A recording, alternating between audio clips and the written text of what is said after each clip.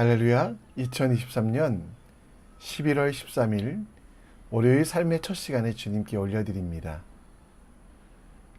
하나님은 한 분이시고 또 하나님과 사람 사이의 중보자도 한 분, 곧 예수 그리스도를 기억하며 그 예수님과 동행하는 믿음의 삶을 살아가는 여러분과 제가 되길 함께 기도합니다. 이 아침에도 우리의 믿음을, 우리의 신앙을 사도신경을 통해 고백합니다. 전능하사 천지를 만드신 하나님 아버지를 내가 믿사오며 그 외아들 우리 주 예수 그리스도를 믿사오니 이는 성령으로 잉태하사 동정녀 마리아에게 나시고 본디오 빌라도에게 고난을 받으사 십자가에 못 박혀 죽으시고 장사한 지 사흘 만에 죽은 자 가운데 다시 살아나시며 하늘에 오르사 전능하신 하나님 우편에 앉아 계시다가 저리로서 산자와 죽은 자를 심판하러 오시리라. 성령을 믿사오며 거룩한 공회와 성도가 서로 교통하는 것과 죄를 사여 주시는 것과 몸이 다시 산 것과 영원히 사는 것을 믿사옵나이다. 아멘. 우리 함께 찬송 드립니다. 찬송가 410장입니다. 내 맘에 한 노래 있어 나 즐겁게 늘 부르네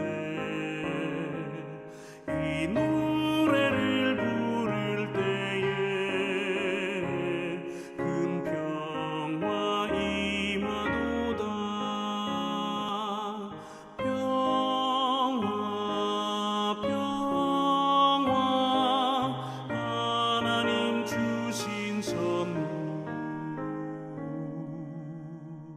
그 놀라운 주의 평화 하나님 선물일세 주 십자가 지심으로 날 구원해 주셨으며 주 예수님 고난받아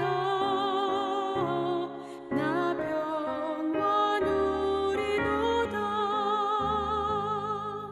평화 평화 하나님 주신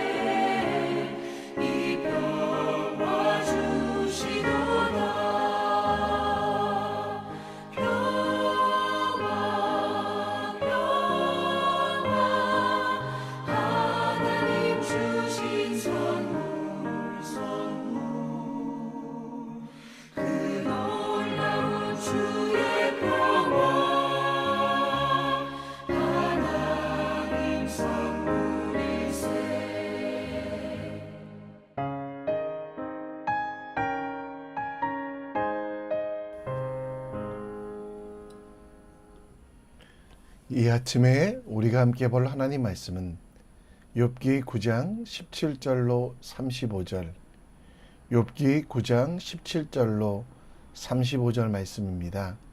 함께 읽겠습니다. 그가 폭풍으로 나를 치시고 까닭없이 내 상처를 깊게 하시며 나를 숨쉬지 못하게 하시며 괴로움을 내게 채우시는구나. 힘으로 말하면 그가 강하고 심판으로 말하면 누가 그를 소환하겠느냐. 가령 내가 의로울지라도 내 입이 나를 정죄하리니 가령 내가 온전할지라도 나를 정죄하시리라. 나는 온전하다마는 내가 나를 돌아보지 아니하고 내 생명을 천히 여기는구나. 일이 다 같은 것이라. 그러므로 나는 말하기를 하나님이 온전한 자나 악한 자가 멸망시킨다 하나니 갑자기 재난이 닥쳐 죽을지라도 무죄한 자의 절망도 그가 비웃으시리라. 세상이 악인의 손에 넘어갔고 재판관의 얼굴도 가려졌나니 그렇게 된 한 이가 그가 아니시면 누구냐. 나의 날이 경주자보다 빨라 사라져 버리니 복을 볼 수 없구나. 그 지나가는 것이 빠른 배 같고 먹이에 날아 내리는 독수리와 같구나. 가령 내가 말하기를 내 불평을 잊고 얼굴빛을 고쳐 즐거운 모양을 하자 할지라도 내 모든 고통을 두려워하오니 주께서 나를 죄 없다 여기지 아니하실 줄 아나이다. 내가 정죄하심을 당할진대 어찌 헛되이 수고하리이까. 내가 눈 녹은 물로 몸을 씻고 잿물로 손을 깨끗하게 할지라도 주께서 나를 개천에 빠지게 하시리니 내 옷이라도 나를 싫어하리이다. 하나님 나처럼 사람이 아니신즉 내가 그에게 대답할 수 없으며 함께 들어가 재판을 할 수 없고 우리 사이에 손을 얹을 판결자도 없구나.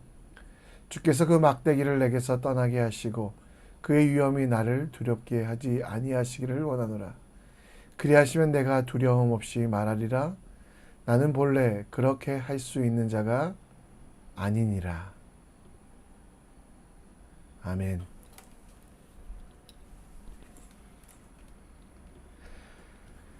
나니아 연대기를 쓴 C.S. 루이스, 우리 시대에 가장 영향력 있는 기독교 사상가이며 작가입니다.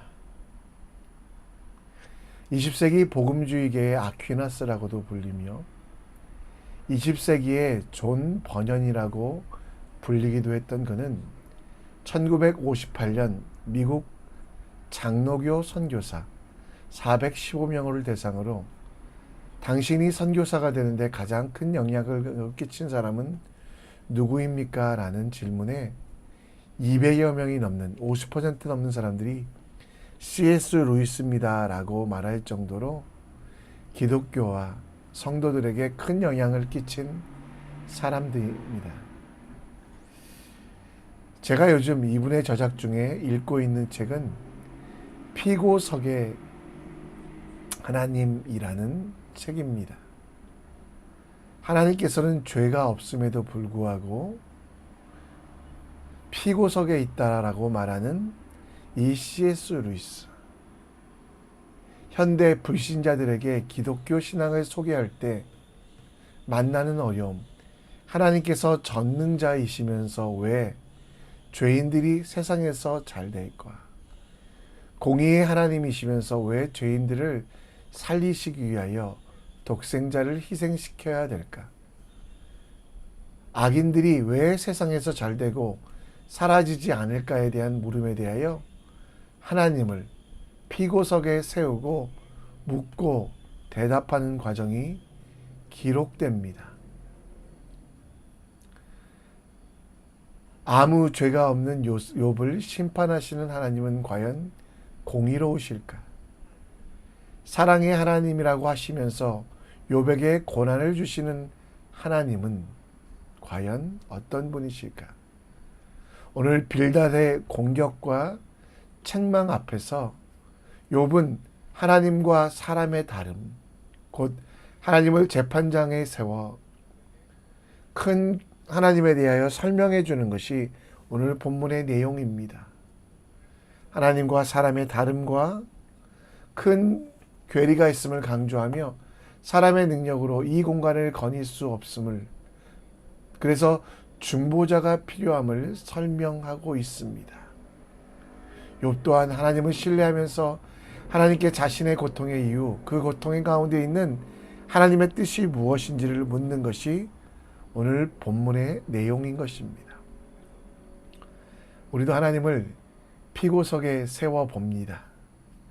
물론 하나님을 시험하거나 하나님을 부정하는 것이 아니라 우리가 다 이해할 수 없는 일들, 우리가 알 수 없는 일들에 대하여 하나님께서 알게 하시기를 기대하며 우리에게 응답하시고 가르치시고 또 인도하시는 성령 하나님의 지혜를 간구하며 하나님의 말씀 가운데 하나님이 어떤 분이신지 알기 원합니다. 욥은 너무나 큰 상처가 하나님께로부터 온다라고 말합니다. 17절 말씀인데요. 하나님께서 폭풍으로 치시고 까닭없이 욥에게 상처를 깊게 하신다고. 여기서 까닭없이라는 말은 아무 뜻 없이라는 뜻이 아니라 이유를 알 수 없지만 이라는 뜻으로 번역하는 것이 맞습니다. 내게 상처를 주신다고 말씀하며 또 19절에는 힘으로 하지 못할 일이 없으시고 지식으로 모든 일의 죄를 아시기에 그들을 심판할 수 있다라고 말합니다. 20절에 그가 의로울지라도, 욥이 의로울지라도 욥의 입은 정죄받아야만 한다.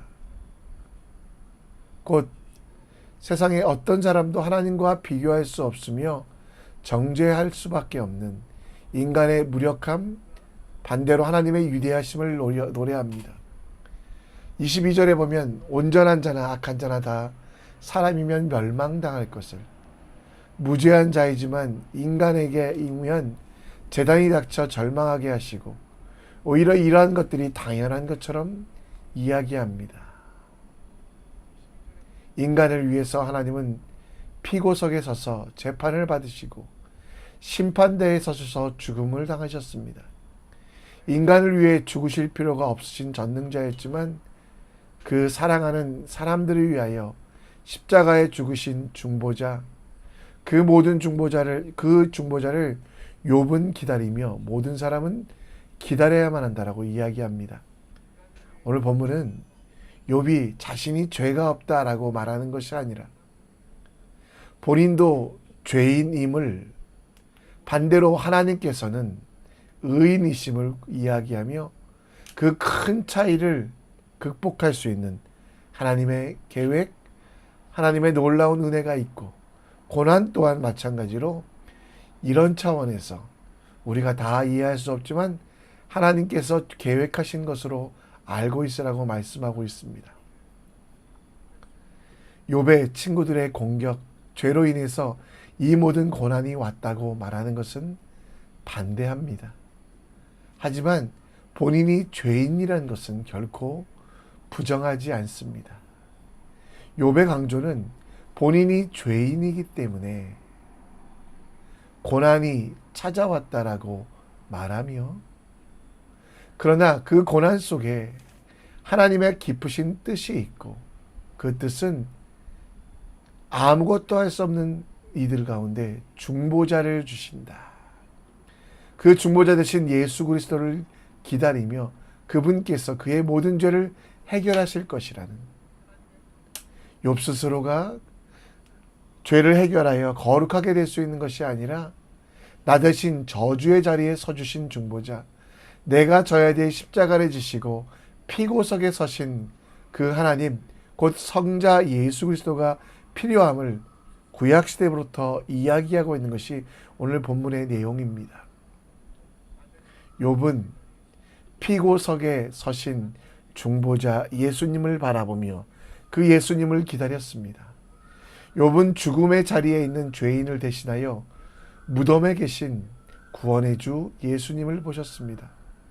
욥은 아무것도 할 수 없는 죄인으로 인하여 무능한 사람이 있는 그 낮은 자리에 찾아오셔서 그를 높여주시고 구원해 주신 그 중보자를 기다렸습니다. 욥의 변론의 핵심은 우리가 서야 될 저주의 자리, 그 율법의 저주의 자리에 나를 대신하여 서신, 내가 서야 될 재판정에 나를 대신하여 서신 예수 그리스도가 계심을 이야기하고 있는 것입니다. 나를 대신하여 싸우시는 하나님뿐만 아니라 나를 위하여 피고석에 서신 하나님을 기억하는 오늘, 우리는 어찌 감사와 찬양을 드리지 않겠습니까? 내 대신 죽으신 예수를 기억하며 감사와 찬양을 드리는 믿음의 사람 되시기를 함께 기도합니다. 욥은 나의 죄 때문에 피고석에 서신 중보자 예수 그리스도를 기다렸습니다. 그리고 그 예수님께서 오시면 이 땅에 어떤 일들이 있을까를 설명합니다. 오늘 30절 말씀에 보면 내가 눈 녹은 물로 몸을 씻고 잿물로 손을 깨끗하게 할지라도, 눈 녹은 물은 가장 깨끗한 물로 생각됩니다. 또 잿물은 천연 염색제로서 또 표백제로서 그 옷을 빨고 또 그 빨래를 깨끗하게 하는 데 쓰였던 것입니다. 또 31절에 보면 그럼에도 불구하고 나를 개천에 빠져 있고 내 옷이라도 그를 싫어하겠다고. 그리스도께서 이 땅에 오셔서 우리 가운데 하실 일은 바로 우리를 깨끗하게 하신다라는 것을 욥은 예언하고 있으며, 그리고 우리는 더럽고 우리는 냄새나지만 30절에 보면 우리 사이에 손을 얹을 판결자, 곧 우리를 안아주시고 또 우리와 함께 하시며 우리 가운데 역사하실 하나님.